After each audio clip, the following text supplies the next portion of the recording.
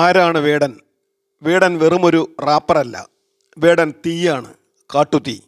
അവൻ്റെ കറുത്ത ശരീരത്തെ നോക്കി കൂട്ടുകാർ വേടൻ എന്ന് കളിയാക്കി വിളിച്ചപ്പോൾ ആ പരിഹസിക്കപ്പെട്ട പേര് തന്നെ സ്വീകരിച്ച് ലക്ഷക്കണക്കിന് ആരാധകരെ നേടിയെടുത്തവനാണ് വേടൻ.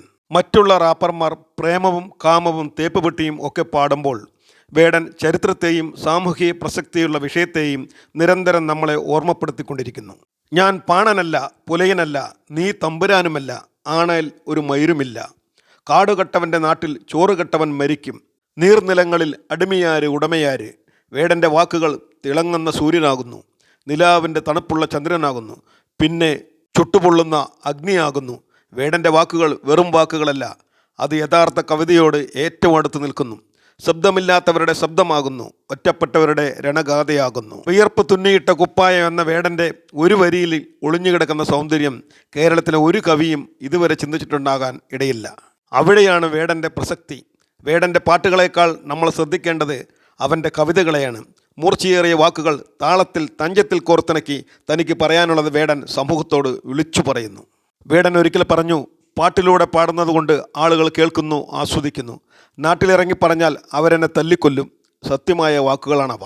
പാലക്കാട് ഒരു ഷോ നടക്കുമ്പോൾ വൻ കലാപത്തിലേക്ക് വഴിമാറേണ്ടിയിരുന്ന വഴക്കിനിടയിലേക്ക് ഇറങ്ങിച്ചെന്ന് നിർത്തിനടാ മയിലുകളെ എന്ന് പറഞ്ഞുകൊണ്ട് ആളുകളെ നിയന്ത്രിക്കാൻ വേടനല്ലാതെ മറ്റാർക്കും കഴിയുമെന്ന് തോന്നുന്നില്ല. മറ്റു സെലിബ്രിറ്റികൾ തടി കേടാകാതെ തടി തപ്പാനാണ് ആ സമയത്ത് ശ്രമിക്കുക. അവിടെയാണ് വേടൻ്റെ ജനസമ്മതി നമ്മൾ കാണേണ്ടത്. പാടുന്നതും എഴുതുന്നതും ദളിത് രാഷ്ട്രീയമാണെങ്കിലും എല്ലാത്തരം മനുഷ്യരും പ്രായക്കാരും വേടനെ കാണുന്നു, കേൾക്കുന്നു. ചരിത്രത്തെ മറക്കാത്ത, തൻ്റെ സമൂഹത്തെ സ്നേഹിക്കുന്ന, അറിവുള്ള, അനുഭവമുള്ള യുവാവ്, അതാണ് വേടൻ. പ്രതികൂല സാഹചര്യങ്ങൾക്കെതിരെ പടവെട്ടി ആർജിച്ചെടുത്ത കരുത്ത്. വേടൻ്റെ വരികൾ സിംഹഗർജനങ്ങളാണ്.